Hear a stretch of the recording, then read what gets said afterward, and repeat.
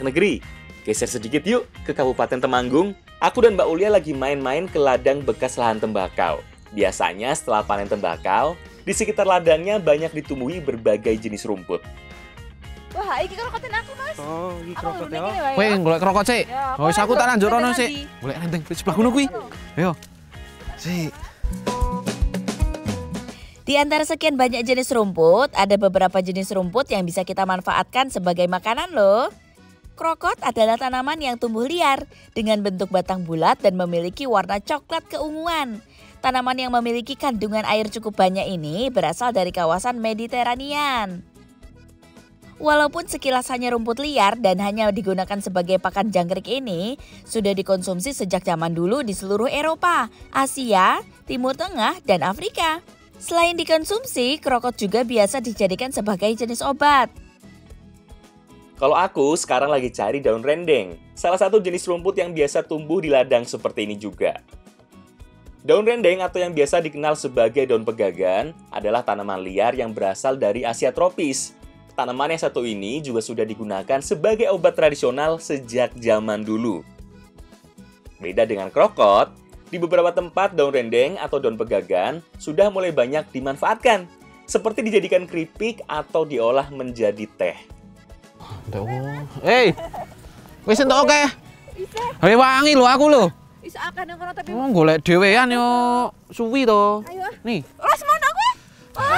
Ngece tenan kan sing penting entuk. Ora direwangi sik. Nah, Boleh ndur. teh kono. Tak ndure sik. Yo, sekarang kita olah dulu yuk kedua rumput liar ini.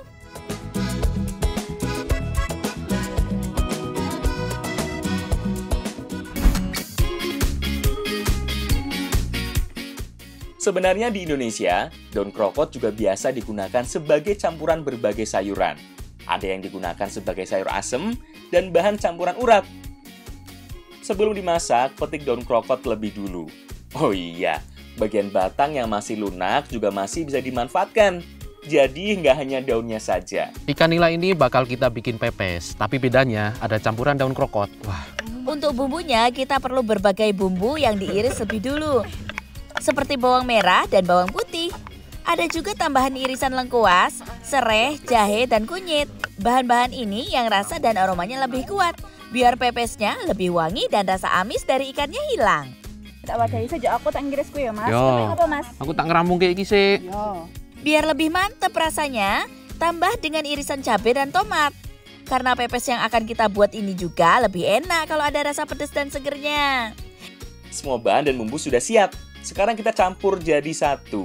Oh iya, tambah juga dengan gula dan garam secukupnya. Jangan lupa remes-remes sedikit, biar saripati dari semua bahannya keluar. Jadi rasanya lebih menyatu nantinya. Sip, sekarang saatnya kita bungkus dengan daun pisang. Bungkus semua bahan pepes seperti ini ya. Mulai dari bumbu, ikan nila di atasnya, kemudian terakhir kasih bumbu lagi. Bungkus daun pisang sampai benar-benar rapat. Kalau perlu, beberapa lapis sekalian yo, biar nggak mudah gosong. Soalnya pepes kali ini akan kita masak dengan cara dipanggang. Panggang pepes ikan sampai benar-benar matang. Lebih baik menggunakan arang seperti ini. Jadi matangnya dengan hawa panasnya saja, tidak matang karena terbakar api. Dengan begitu, seluruh bagian dari pepesnya matang sempurna. Tidak ada yang lebih gosong dan bagian lainnya masih mentah. Sip, wis mateng. Iki, pepes nila daun krokot siap kita sikat.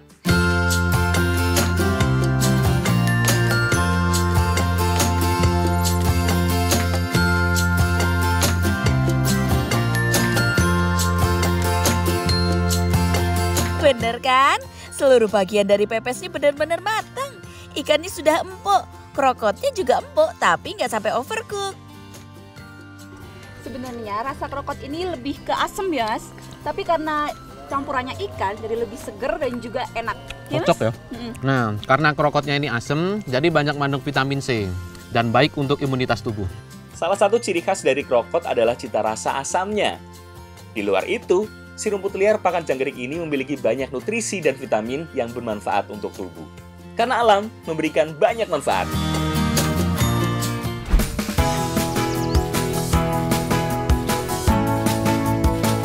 Ngomongin soal lahan tembakau, di Temanggung lagi musim panen loh.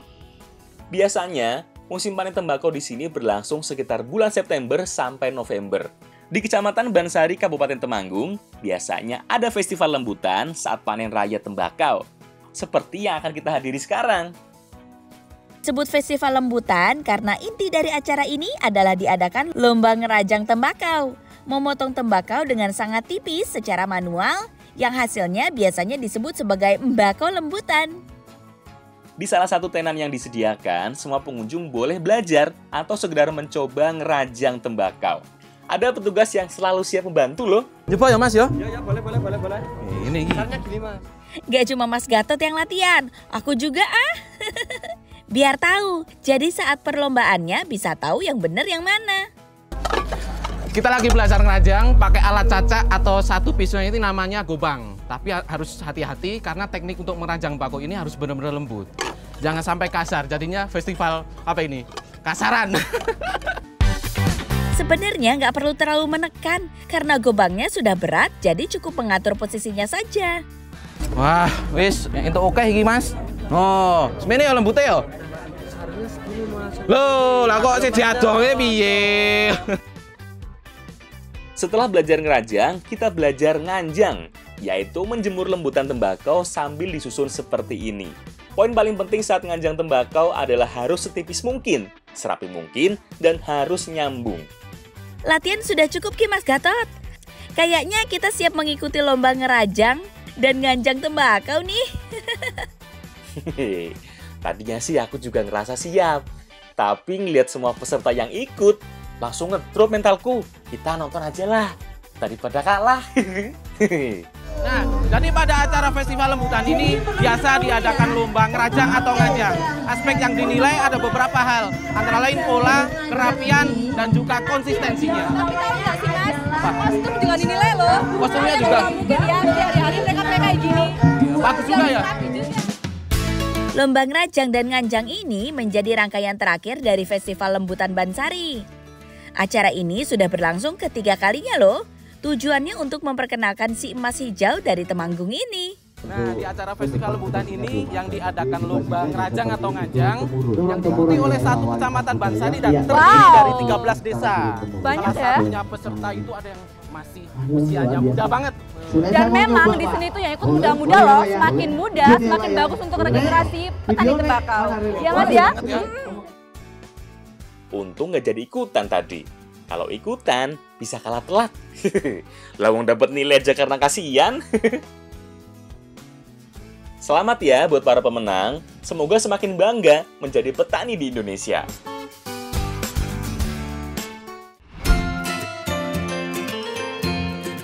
Balik lagi ke rumput liar yang tumbuh di lahan bekas kebun tembakau. Kali ini nggak cuma krokot, daun rendengnya juga akan kita olah bareng-bareng. Nah, makanan yang akan kita buat adalah makanan yang selalu ada di setiap tradisi penting yang ada di Pulau Jawa. Aku petik dulu ya semua daun-daun yang dibutuhkan. Berbeda dengan krokot yang batangnya bisa digunakan sekalian. Daun rendeng lebih baik daunnya saja, soalnya lumayan keras teksturnya. Selain dua jenis rumput liar tadi, ada bahan tambahan lain yang digunakan sebagai urap, seperti buncis, wortel, dan tauge. Untuk buncis dan wortel, potong-potong lebih dulu, biar lebih mudah mateng saat dikukus nanti. Sekarang bagianku mempersiapkan semua bumbunya. Ada bumbu halus yang diperlukan untuk membuat urap yang satu ini. Bumbu halus yang terdiri dari bawang putih, cabai, daun jeruk, gula, dan garam. Ini krokot sama rendengnya itu bakal dibikin urap. Nah, supaya lebih seger, bahan-bahannya sangat komplit ya Mbak? Komplit. Tambahan lainnya adalah parutan kelapa. Bukan urap namanya kalau nggak menggunakan parutan kelapa. Untuk urap yang akan kita buat kali ini pakai kelapa yang tanggung, yang tidak terlalu tua tapi juga tidak terlalu muda. Jadi biar tetap gurih dan ada rasa manis-manisnya. Gak usah bindisi serampung aku mehan iki. Mungkin mau ulek rampung. Nek gemes tak bindisi coe tenan kok. Yowes Mbak Risa, minta tolong lanjutkan ulek bumbunya ya. Daripada Mas Gatot marah terus. Aku tak bantu potongin wortelnya dulu. Kalau parutan kelapa dan bumbu halusnya siap, campur jadi satu sampai benar-benar rata. Aku mau masak semua jenis sayurnya dulu ya. Pertama, kukus wortel dan buncis lebih dulu. Dua bahan yang lebih keras dibanding dengan bahan lainnya, biar matangnya nanti bisa berbarengan. Kalau udah agak empuk, baru deh masukkan daun rendeng dan krokotnya. Tunggu sebentar lagi sampai layu juga. Terakhir, masukkan kecambah atau taugenya. Oh iya, bukan cuma semua jenis sayurannya. Bumbu urapnya yang sudah dicampur dengan parutan kelapa juga kukus sekalian ya. Jadi ada beberapa jenis urapan. Kalau urapan di Temanggung itu bumbunya dikukus agar lebih seger rasanya. Sip, wis mateng. Nah, iki urap daun rendeng dan krokot siap kita santap. Yuk kita coba.